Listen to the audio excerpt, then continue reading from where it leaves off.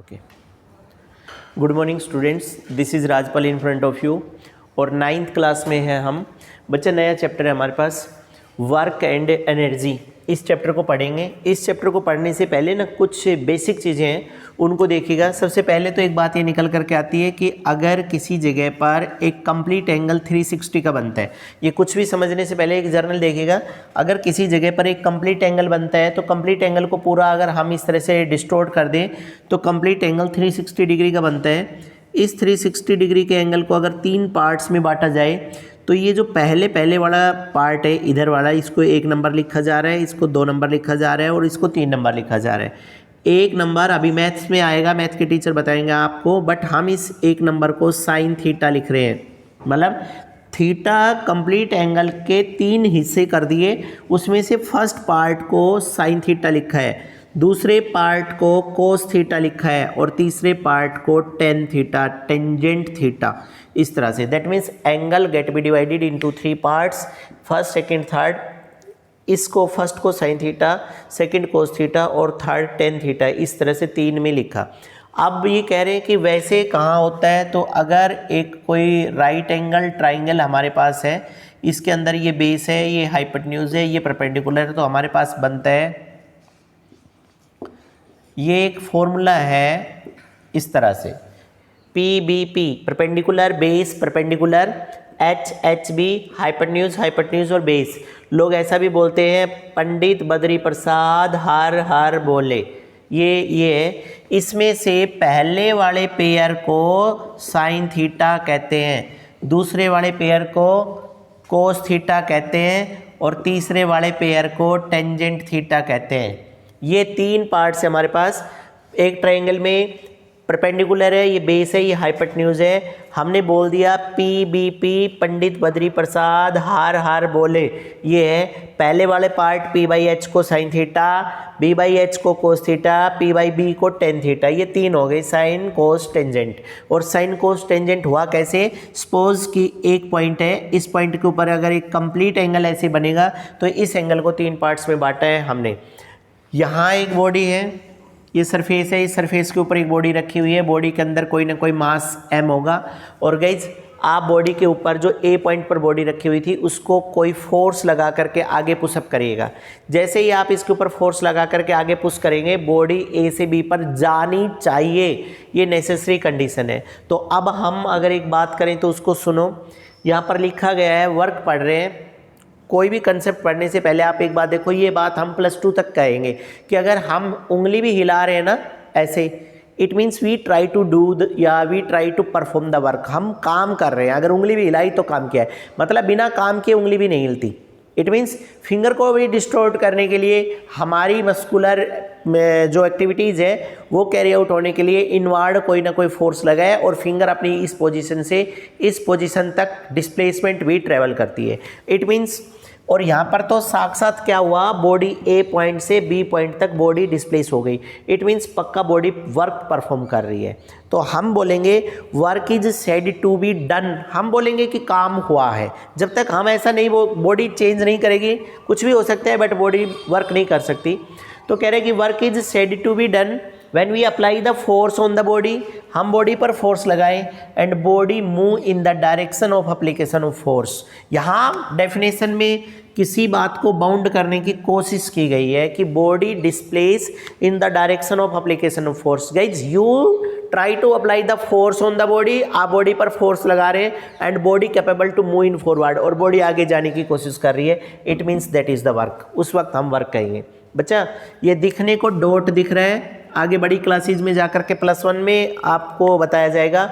ये डॉट का मतलब मल्टीप्लाई नहीं है, इस डॉट का मतलब कोस थीटा होता है। यहाँ पर W = F डॉट S, फिलहाल आप यही समझो कि W = F कोस थीटा, ये फॉर्मूला है।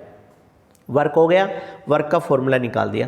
अब हमारे पास बात निकलती है टाइप्स ऑफ वर्क डन, कि वर्क डन की टाइप्स क्या है। अगर टाइप्स ऑफ वर्क डन में देखें तो work can be done into 3 category, 3 category में वर्क को कैटेगराइज किया गया है। पहला है हमारे पास पॉजिटिव वर्क, सेकंड है हमारे पास नेगेटिव वर्क और थर्ड है हमारे पास जीरो वर्क। कई बहुत इंपॉर्टेंट टास्क है, कभी कभी तो 5 मार्क्स में कंप्लीट आता है कि right the detail note on types of work done. Work done की कंप्लीट टाइप्स आपको डिटेल में करनी है। तो करना क्या है, पहले वर्क पॉजिटिव वर्क को देखना है कि उसकी कंडीशन क्या होगी, दो कंडीशन देंगे और फिर एग्जाम्पल देंगे। तो सबसे पहले देखो पॉजिटिव वर्क हमने बोल दिया इफ थीटा इज 0। सबसे पहली बात थीटा किसके बीच में, तो बच्चा जवाब आएगा एफ और एस के बीच में बनने वाला है एंगल थीटा 0 डिग्री हो। और ऐसा कब होगा, तो आप एक बार देखो एफ और एस, फोर्स इधर लगा रहे हैं और बॉडी भी इधर ही जा रही है, मतलब आप इधर फोर्स लगा रहे हैं और आपकी बॉडी भी इधर ही जा रही है। ये फोर्स और ये सेम डायरेक्शन, ये वर्ड याद रखना है आपको, सेम डायरेक्शन 1 मार्क्स में। Whenever force applied on the body and body both move in the same direction, एक ही डायरेक्शन में दोनों जा रहे हैं, थीटा 0 हो जाए। थीटा के टर्म्स में पूछे तो 0 डिग्री, डायरेक्शन के टर्म्स में पूछे तो same direction, then that is the essential condition for positive work. और अब बात आती है work is said to be positive. यहाँ देखिएगा पॉजिटिव वर्क में work is said to be positive, दो डेफिनेशन देंगे हम। Work is said to be positive work if the angle between force and displacement is of 0 degree और the force and displacement both are occurs in the same direction, then the work is said to be positive work. Example आएगा whenever we start to push a car and car start to move in the forward, हम किसी car को पीछे से धक्का दें और car आगे की तरफ चल पड़े, it means that is the positive work, वो हमारे पास पॉजिटिव वर्क है। उसके बाद आता है second negative work. Negative work कैसा आएगा, तो अब पहली कंडीशन 1 मार्क्स में या एसर्ट रीजन में पूछे नेगेटिव वर्क होगा व्हेन थीटा इज 180, थीटा अगर 180 डिग्री का है तो नेगेटिव वर्क है, अपोजिट डायरेक्शन में आए हुए हैं तो नेगेटिव वर्क है। गाइज अब अगर हम यहाँ बात करें तो हमारे पास एक बात आएगा कि work is said to be the negative work. दोबारा से सुनिएगा, work is said to be the negative work if the angle between force and displacement are of 180 degree, force और डिस्प्लेसमेंट के बीच में एंगल 180 डिग्री का हो और both the force and displacement are opposite to each other. It means guys हम force तो लगा रहे हैं इधर and body start to move in this direction, ये पोज हम रोज देते हैं, you should apply the force in this direction and body move in this direction, दोनों अपोजिट है एक दूसरे से, that is the negative work. Example मेरे जेस्चर से ही समझ आ रहा होगा, इन ए टग ऑफ वार, रस्साकस्सी का जो गेम है, एक टीम इधर खींचती है एक टीम इधर खींचती है, in such kinds of work, work is the negative work है हमारे पास। दूसरा whenever we start to throw a stone in vertically upward direction, आप एक स्टोन को ऊपर फेंकने की कोशिश करो, आपने फोर्स ऊपर लगाया और थोड़ी देर में बॉडी कहाँ आई, नीचे, mutually opposite to each other, negative work है हमारे पास। और गाइस तीसरा आता है zero work is there. Zero work लाने के लिए दो तरह से पढ़ेंगे।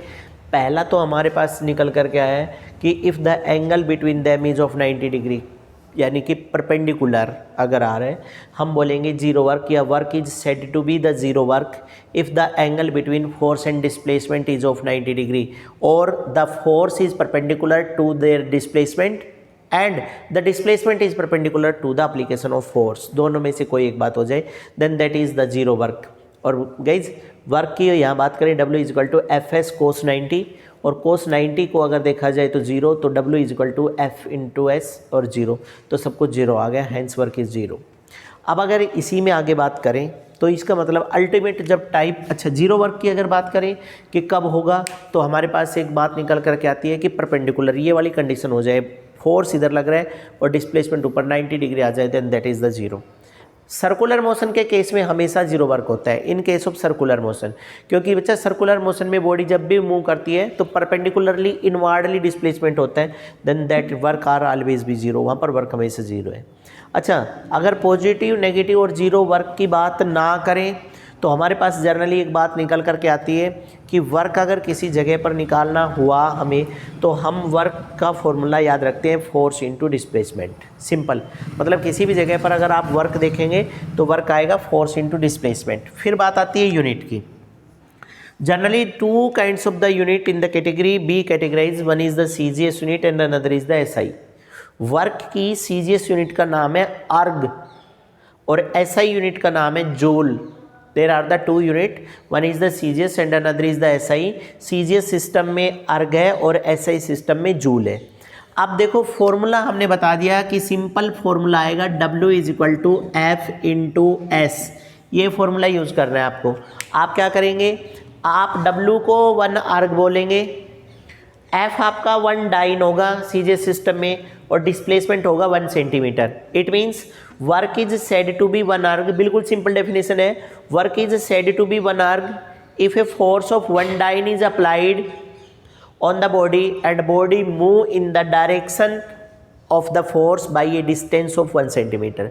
सिंपल गाइज, एक बॉडी, वो बॉडी अगर फोर्स अप्लाई करने के बाद फोर्स की डायरेक्शन में 1 सेंटीमीटर अगर चली जाती है और हम उस बॉडी पर 1 डाइन का फोर्स लगाएं तो वहाँ पर वर्क 1 अर्ग होगा। सेकेंड हमारे पास है work is said to be 1 joule. Work को 1 जूल बोला जाएगा if a force of 1 newton is applied on the body and body move in the direction of application of force by a distance of 1 metre. Body पर force लगाएं 1 Newton का force लगाएं और body 1 metre आगे जा रही है तो बॉडी के द्वारा किया गया वर्क हमारा 1 जूल का वर्क होगा। Guys, this is the various types of work and introductions of the work done. Take a screenshot about it.